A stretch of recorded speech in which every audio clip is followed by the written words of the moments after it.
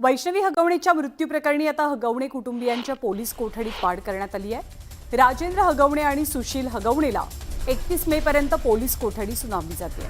तर वैष्णवीचा नवरा शशांक, सासू लता आणि नणंद करिश्माला एका दिवसाची पोलीस कोठडी वाढवून देण्यात आली आहे। हगवणेंच्या वकिलाकडून आता वैष्णवीच्या चारित्र्यावरती संशय घेतला गेला आहे। वैष्णवी एका व्यक्तीसोबत चॅट करायची आणि ते पकडलं गेलं होतं असा युक्तिवाद आरोपीच्या वकिलांनी कोर्टात केला। पतीनं पत्नीला कानाखाली वाजवणं म्हणजे छळ होत नाही असा अजब युक्तिवाद हगवणेच्या वकिलांनी आज कोर्टात केलाय। महिला आयोगाच्या अध्यक्षा रुपाली चाकणकर यांना सुरक्षेची गरज नाही, त्यांची सुरक्षा काढून टाकावी अशी मागणी स्वराज्य पक्षाचे सरचिटणीस धनंजय जाधव यांनी केली आहे। वैष्णवी हगवणे प्रकरणातील आरोपींवरती कठोर कारवाई करावी आणि या प्रकरणाकडे दुर्लक्ष करणाऱ्या महिला आयोगाच्या अध्यक्षा रुपाली चाकणकरांचा राजीनामा घ्यावा अशी मागणी भीम आर्मी संघटनेच्या वतीने केली जाते।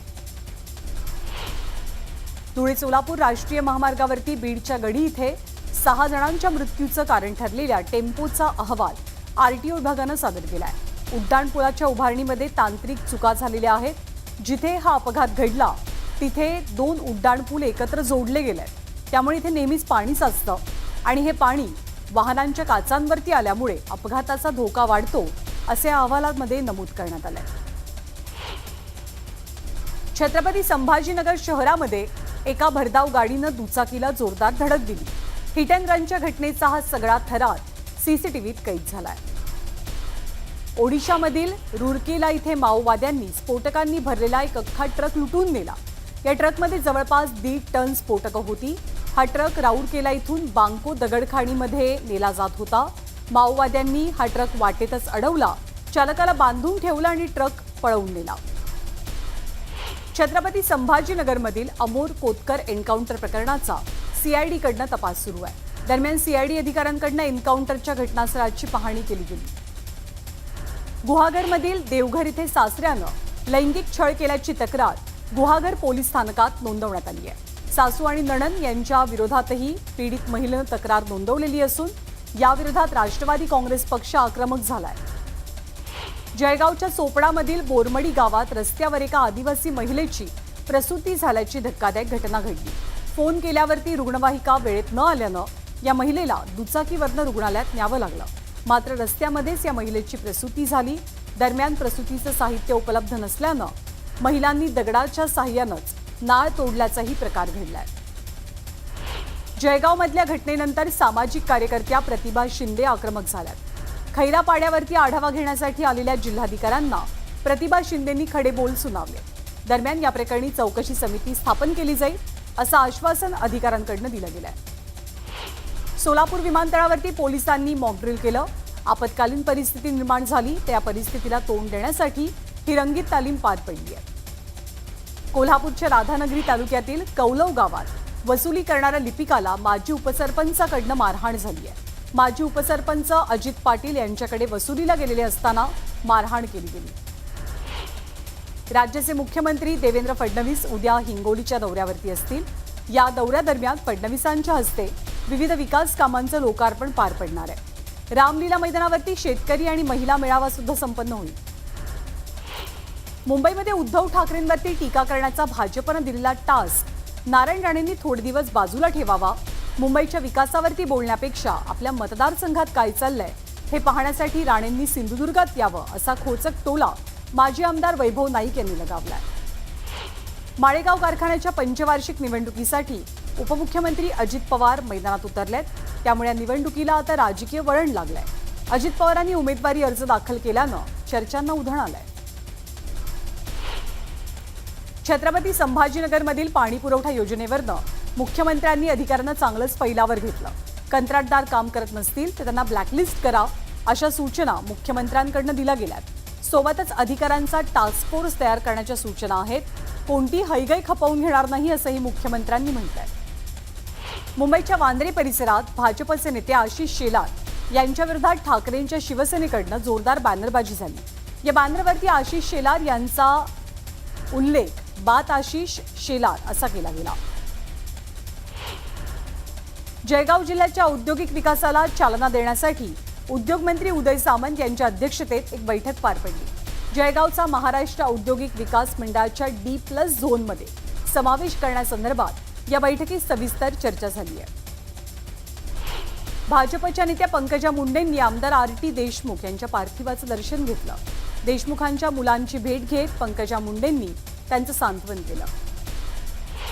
काँग्रेसचे प्रदेशाध्यक्ष हर्षवर्धन सपकाळ यांनी नांदेड इथल्या सचखंड गुरुद्वारात दर्शन घेतलंय। गुरुद्वारा बोर्डकडनं त्यांचा सत्कार केला गेला। IIT मुंबईच्या पवई परिसरामध्ये मगर मुक्तसंचार करताना दिसली। मंगळवारी रात्री 6 फूट लांबीची मगर इथल्या रहिवाशांना आढळून आली। या घटनेमुळे परिसरातल्या नागरिकांमध्ये काहीसं भीतीचं आणि दहशतीचं वातावरण आहे।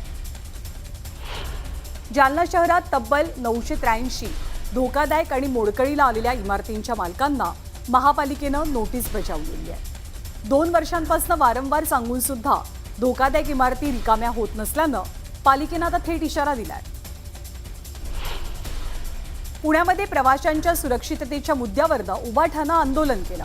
मध्य रेल्वेच्या सुरक्षिततेसाठी 100 कोटी रुपये देऊन सुद्धा आजपर्यंत पुणे स्थानकावर CCTV कॅमेरे का नाहीत असा प्रश्न विचारला गेला।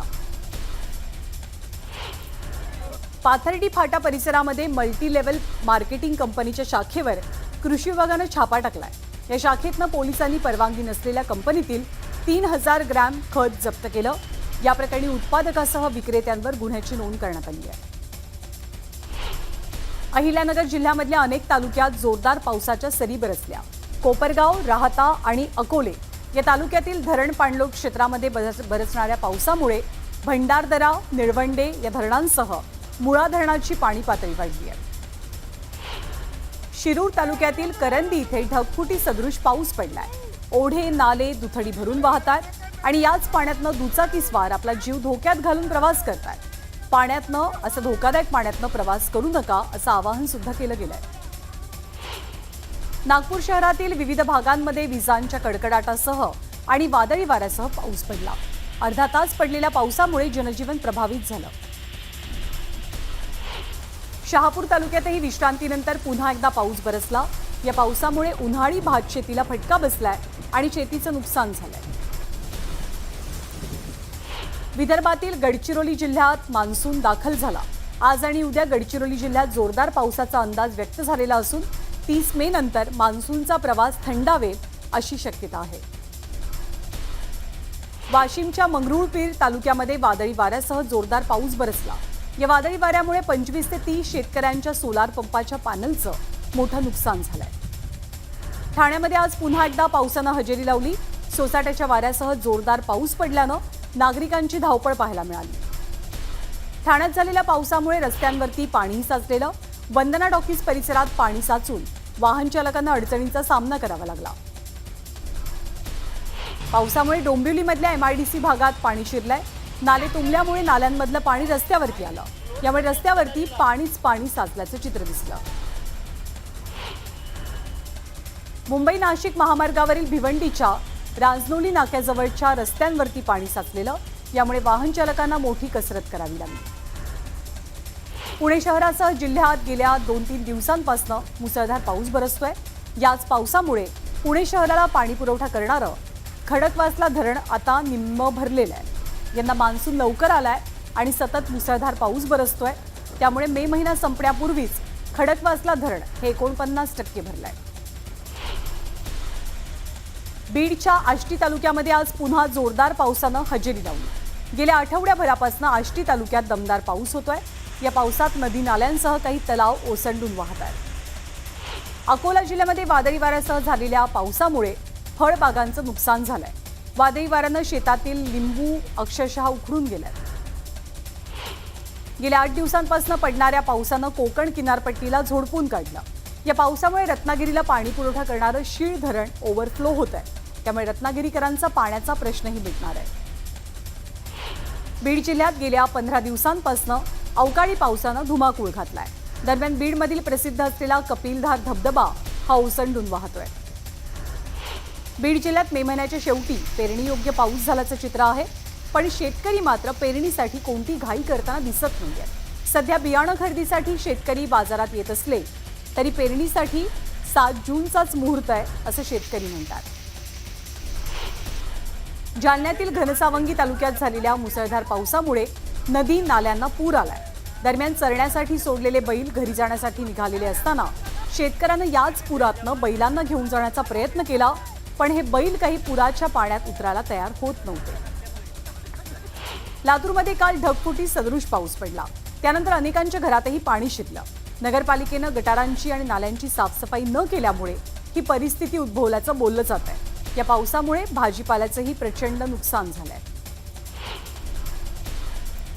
यवतमाळमध्ये पावसामुळे तीळ पिकाचं नुकसान होत आहे. उन्हाळी पीक असलेल्या तिळाची काढणी करून साठवणूक करण्यात आली होती. मात्र पावसामुळे हे पीक खराब झालंय आणि तीळ काळे पडू लागले. जालन्यातील बदनापूर तालुक्यात काल ढगफुटी सदृश पाऊस पडला. पावसामुळे फळबागांचं नुकसान झालेलं असून जमिनीवरची माती वाहून गेल्यामुळे जमीन खरडून गेली आहे. दरम्यान जिल्हाधिकारी श्रीकृष्ण पांचाळ यांच्यासह आमदार नारायण कुचे यांनी नुकसानीची पाहणी केली. पावसामुळे पुण्याच्या खेड तालुक्यातील बहुळ या गावातील शेतकरी बाळासाहेब वाडेकर यांच्या शेतातील बाजरीच्या पिकाचं प्रचंड नुकसान झालं.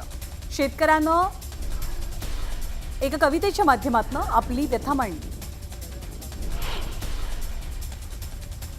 मुंबई गोवा महामार्ग पुन्हा पहिल्याच पावसात खड्ड्यात गेलाय. महामार्गावरती ठिकठिकाणी खड्डे पडलेत. त्यामुळे वाहन चालकांना प्रचंड त्रास सहन करावा लागतोय. सातारा जिल्ह्यातील माण तालुक्यात पावसाचा जोर वाढलाय. तर पळशीतील बंधाऱ्यावरनं चालत निघालेला एक व्यक्ती पाय घसरल्यामुळे वाहून गेला. पोलीस आणि स्थानिक त्याचा शोध घेतात. जालन्यातील बदनापूर तालुक्यात ढगफुटी सदृश पाऊस कोसळला. त्यामुळे सुकना नदीला पूर आलाय. तर शेतांनाही तळ्याचं रूप प्राप्त झालंय. यावेळी वाकुळणी आणि माहेर भायगाव या परिसरातील मनमोहक दृश्यांची मात्र सर्वांना भुरळ पडली आहे. सांगलीच्या चांदोली परिसरामध्ये पावसानं सृष्टीचं सौंदर्य खुललंय. चांदोलीमध्ये धबधबे कोसळू लागलेत. 300 फूट उंचीवरनं कोसळणारा उखळूचा धबधबा पाहण्यासाठी पर्यटकांची सध्या गर्दी होती. धाराशिवच्या येडशीमधला रामलिंग धबधबाही ओसंडून वाहू लागलाय. हा धबधबा पाहण्यासाठी पर्यटक गर्दी करतात. पुणे जिल्ह्यात पडलेल्या मुसळधार पावसानं कांदा पिकांचं नुकसान केलंय. आंबेगाव तालुक्यातील पोंतेवाडीतील निलेश पडवळ या शेतकऱ्यानं बराकीमध्ये 125 पिशवी कांदा साठवून ठेवलेला, जो पावसामुळे पूर्णपणे भिजून गेलाय.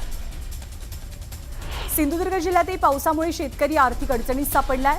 कुडाळ तालुक्यातील तळ्याचे टेम हुमरमळा अनाव या क्षेत्रामध्ये 4 हेक्टर शेतातील भुईमूग, नाचणी, चवळी यांचं प्रचंड नुकसान झालंय.